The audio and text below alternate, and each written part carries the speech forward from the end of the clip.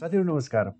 आज हामी ट्यालीमा स्यालेरीको कसरी इन्ट्री गर्ने भनेर सबैभन्दा सजिलो तरिका के हुन सक्दछ ट्यालीमा स्यालेरीको इन्ट्री गर्नलाई भनेर त्यो बारेमा हामी जानकारी लिनेछौँ। यदि तपाईको संस्थामा 2-3 जना अथवा 50-60 जना छन् भने पनि त्यसलाई इजिली म्यानेज गर्न सकिने र ट्याक्सको र लिनु दिनु एडभान्स सबैको ट्र्याक गर्न सकिने एउटा मेथड सजिलो तरिका चाहिँ म तपाईहरुलाई सिकाउन गइरहेको छु।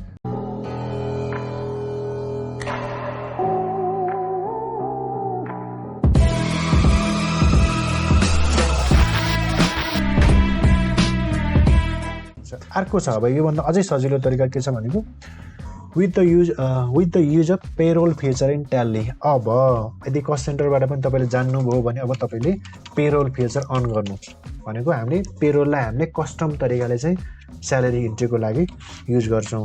F11 मा गएर एकाउन्टिङ फिचरमा गएर मेन्टेन पेरोल भन्नेमा गएर हामी एस गर्छौँ। ओके, हाम्रो पेरोल फिचर अन भयो। अब हामी अघि युज गरेका कस्ट सेन्टरलाई पनि स्टाफमा कन्भर्ट गर्न सक्छौँ। हेर्नुहोस् है त, अब इम्प्लोइ 1 युज एज इम्प्लोइ छ, यसलाई चाहिँ तपाईँले एस गरिदिनुहोस्। अब यो स्टाफको रूपमा क्रिएट जान्छ। अब यो नयाँ मेथडले चाहिँ के गर्छ भन्दाखेरि चाहिँ हामीले अब प्रत्येक लेजर वाइज फेरि कस्ट सेन्टर हाल, अर्को लेजर फेरि कस्ट सेन्टर हाल भन्ने एउटा झ्याउ छ नि त।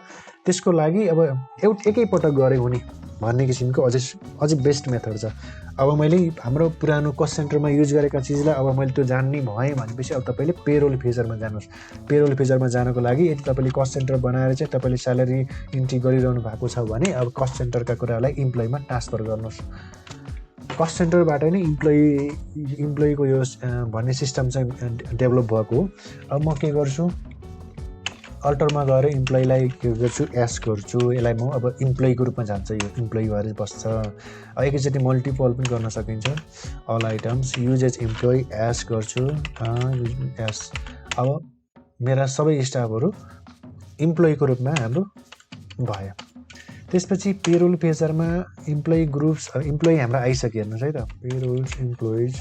ओके, अब हाम्रो इम्प्लोइजमा अटोमेटिक एकाउन्ट्स पेरोल इन्फोमा गएर हाम्रो इम्प्लोइजमा हाम्रो स्टाफहरू डिस्प्ले गर्दाखेरि 1 2 3 स्टाफहरू हाम्रो आइसके। अब यहाँ स्टाफको डिटेलहरू राख्नुपर्छ भने यहाँ स्टाफको डिटेल राख्दा भयो। अब थप क्रिएट गर्नु परेछ भने तपाईँले अब यसमा चाहिँ हामी स्यालेरी युज गर्नु होला माथि। त्यसपछि इम्प्लोइ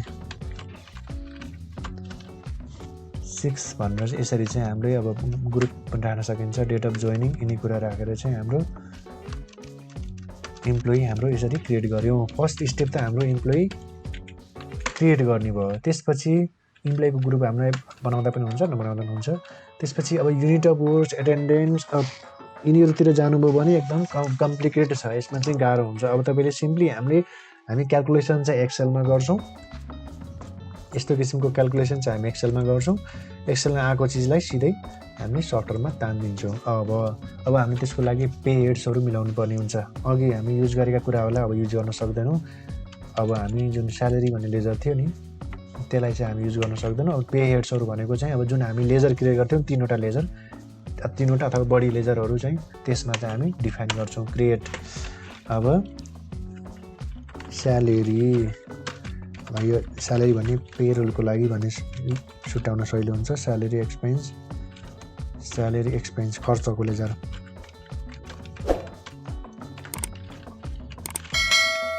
अब स्यालेरी एक्सपेन्स भनेर लेख्नुभयो। त्यसपछि अर्निङ फर इम्प्लोइज, यो चाहिँ अर्निङ फर इम्प्लोइजको अर्निङ हो। यो के अन्तर्गत राख्ने, इन्डाइरेक्ट एक्सपेन्स अन्तर्गत राख्ने। अफेक्ट नेट स्यालेरी, यस अफेक्ट गर्छ। Name of to be applied payroll, gratuity calculation चाहिँ एज युजर डिफाइन भनेर चाहिँ तपाईँले यो एउटा पे हेड क्रिएट गर्नुभयो। स्यालेरी एक्सपेन्सको लागि भयो। त्यसपछि salary payable ledger, PAYAB payable payroll भन्ने अर्को लेजर क्रिएट गर्नुहोस्। यो भनेको चाहिँ नट एप्लिकेबल गरिदिनुहोस्। अन्डर चाहिँ के गरिदिनुहोस्, प्रोभिजन्स करेन्ट लायबिलिटिज गरिदिनुहोस्। यो चाहिँ भनेको हाम्रो करेन्ट लायबिलिटिज, स्टाफलाई तिर्नुपर्ने पैसा हो, करेन्ट लायबिलिटिज। ओके, दुईटा लेजर। अब ट्याक्सको लागि TDS SST ट्याक्सको लागि हाम्रो यो लेजर क्रिएट गर्नु पर्यो। हामी जतिवटा हाम्रो हेडिङ छ त्यतिवटा लेजर, अब जस्तो 1 2 3 4वटा लेजर क्रिएट गर्नु पर्यो। अब यसको पनि डिटेल राख्नु मन छ भने 1 2 3वटा लेजर, त्यसै 4 5 6वटा लेजर क्रिएट गर्नुपर्ने हो। यसै गरी हामी पे हेड्सहरू क्रिएट गर्छौँ। अब म धेरै गर्दैन, अहिले यो TDS को मात्रै गर्छु। TDS SST राख्छु। ओके, TDS SST हाम्रो उता क्रिएट भइसकेको हुनाले चाहिँ यहाँ लिन मानेन हैन, पेरोल गरेँ मैले।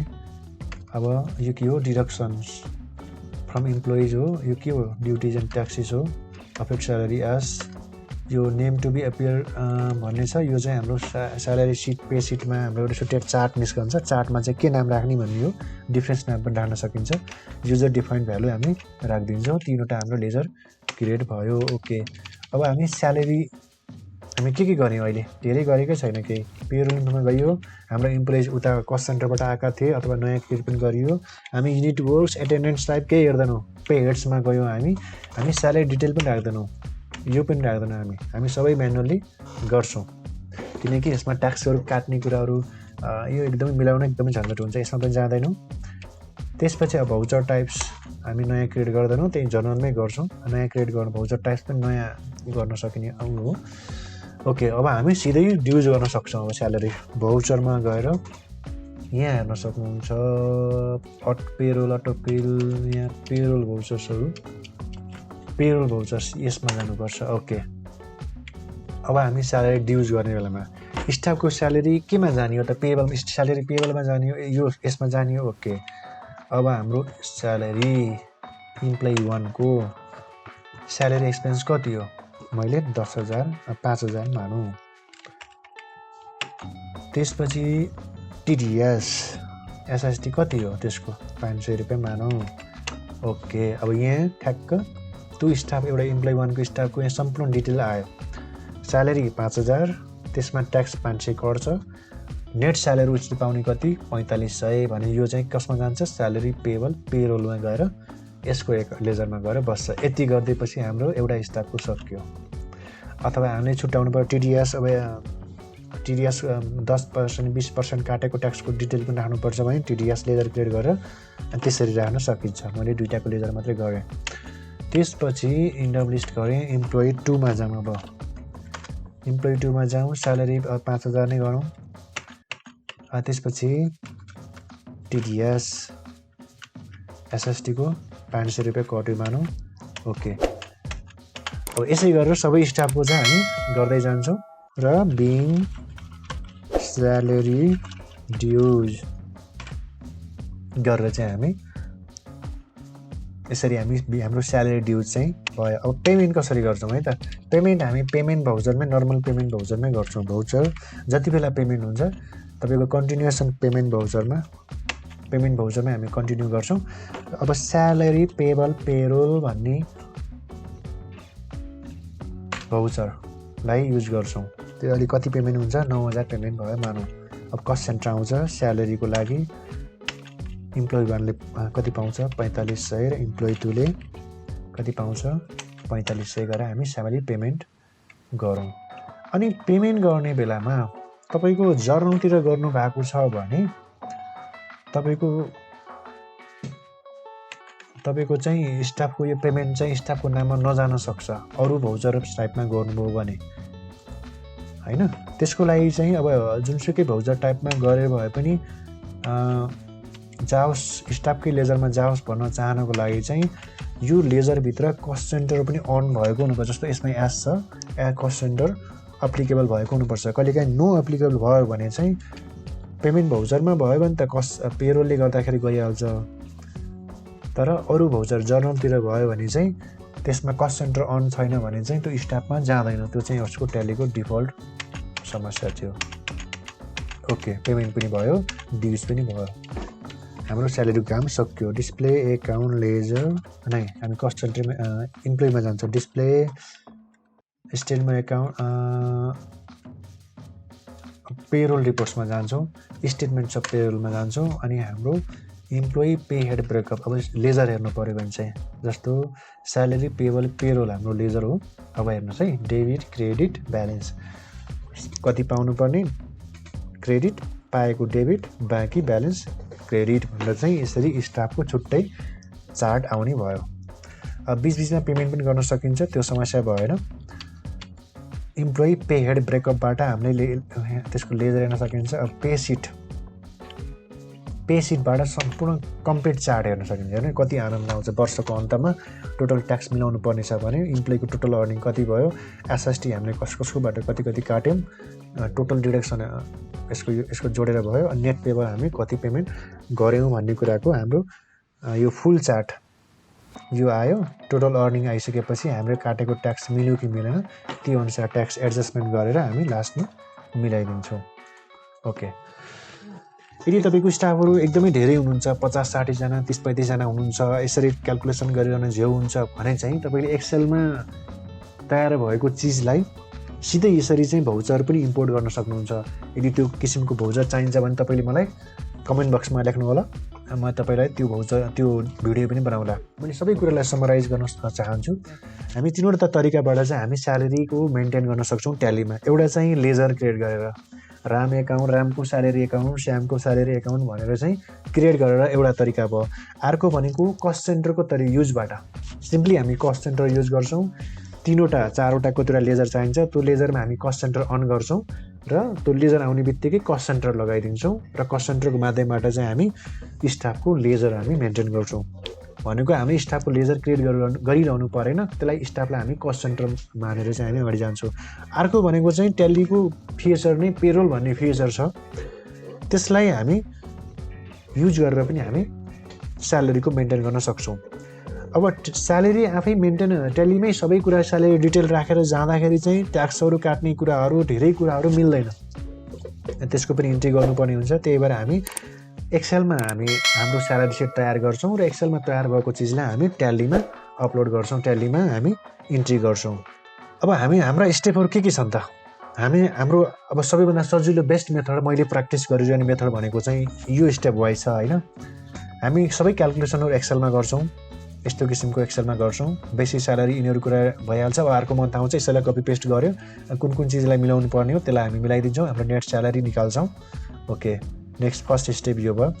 सेकेन्ड स्टेपमा हामी पेरोल एन्ड कस्ट पेजर अन गर्छौँ।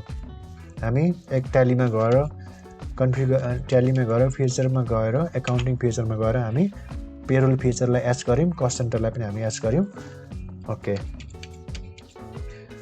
तेस्रो नम्बर स्टेपमा हामी इम्प्लोइ क्रिएट गर्छौँ। एकचोटि क्रिएट गरेपछि भइहाल्छ। हामी अघि इम्प्लोइ क्रिएट गरिहाल्यौँ, पेरोलमा गएर इम्प्लोइज क्रिएट गरेर हामी नयाँ इम्प्लोइ क्रिएट गऱ्यौँ। त्यसपछि हामी entry dues of salary dues गर्छौँ। पेरोल भाउचरमा गएर हामी यसमा चाहिँ हामी स्यालेरी पेबल पेरोल भन्ने लेजरमा गएर हामी स्यालेरी इम्प्लोइ वानको कति हो स्यालेरी यसरी चाहिँ हामी इन्ट्री गर्दै जान्छौँ। स्यालेरी ड्युज गऱ्यौँ, अघि भर्खर हामी हेरिसक्यौँ त्यसलाई। त्यसपछि अर्को स्टेपमा पेमेन्ट अफ स्यालेरी इन्ट्री गर्छौँ। पेमेन्ट अफ स्यालेरी हामी भाउचर पेमेन्टमै गएर हामी इन्ट्री गर्छौँ। पेमेन्ट अफ क्यास हो कि ब्याङ्क त्यो चुज गर्ने। त्यसपछि स्यालेरी पेबल पेरोल भन्ने लेजरलाई चाहिँ डेबिट गर्ने, टोटल कति एमाउन्ट हो यसमा राखेर। त्यसपछि जस्तो 1000 राख्यो भने अब कसको इम्प्लोइ 1 इम्प्लोइ 2 कसलाई पेमेन्ट गरेको त्यसलाई राखेर हामी पेमेन्ट गर्छौँ। त्यसपछि अर्को स्टेपमा आउँछ हाम्रो स्टाफको ब्यालेन्स हेर्छौँ, त्यो हामीले हेरिसक्यौँ। त्यसपछि टोटल स्यालेरी सिट फुल चार्ट पनि हामीले हेरिसक्यौँ। ओके, यति भइसकेपछि तपाईँले स्यालेरी ड्युज गर्न पनि जान्नुभयो, पेमेन्ट गर्न पनि जान्नुभयो र बाँकी कति छ हेर्न पनि जान्नुभयो र अनि फुल चार्ट पनि हेर्न सक्ने हुनुभयो। यदि तपाईँलाई यो स्यालेरीको चार्ट चाहिन्छ भने तल कमेन्ट गर्नु होला, म यो पनि तपाईँलाई प्रोभाइड गरौँला। यसमा केही पनि छैन विशेष कुरा। मन्थली इन्कमलाई त्यसैलाई एनुअल मानेर ट्याक्स काटेर त्यसलाई फेरि मन्थली बनाएर ट्याक्सलाई घटाएर चाहिँ यसरी चाहिँ हाम्रो ट्याक्स काट्ने गरिन्छ। ट्याक्सको रेटहरू प्रत्येक आर्थिक वर्षको आर्थिक ऐनले चाहिँ निर्धारण गर्छ, त्यही अनुसार हामी ट्याक्स काट्छौँ। जस्तो 78-79 को लागि सिङ्गल भए 4 लाखसम्म 1%, कपल भए 4,50,000 1%। अनि बिहे गरेको भए पनि बुढाले पनि सिङ्गल अनि बुढीले पनि सिङ्गल गरेर चाहिँ एजुम्सन गर्न चाहिँ पाइन्छ। जस्तो दुवैजना कमाउने मान्छे छ भने दुवैजनाको एउटै ठाउँ गर्दाखेरि त जम्मा कति भयो 4,50,000 1% भयो। तर सिङ्गल गर्दाखेरि चाहिँ 4 दुना 8 लाखसम्म चाहिँ हामीले 1% ट्याक्समा हामीले सकाउने भयो। त्यसपछि थप 1 लाखमा 10%, थप 2 लाखमा 20% र त्योभन्दा माथि 30% र अझै 36%सम्म पनि ट्याक्स काट्ने, यो स्यालेरीमा ट्याक्स काट्ने भन्ने कुरा छ। यो अनुसार हामीले ट्याक्स काटेर हामी टेलीमा सजिलै इन्ट्री गर्न सकिन्छ र यो सबैभन्दा सजिलो तरिका यही नै हो, यसमा मिस्टेक होला भन्नु पर्दैन। Okay, thank you so much. यदि भिडियो मन परेको छ भने लाइक कमेन्ट सेयर गर्न नबिर्सनु होला। तपाईँले चाहिँ कुन चाहिँ मेथडबाट चाहिँ तपाईँले स्यालेरीको इन्ट्री गरिरहनु भएको छ यसो कमेन्ट बक्समा मलाई जानकारी गर्नुहोला। नमस्ते।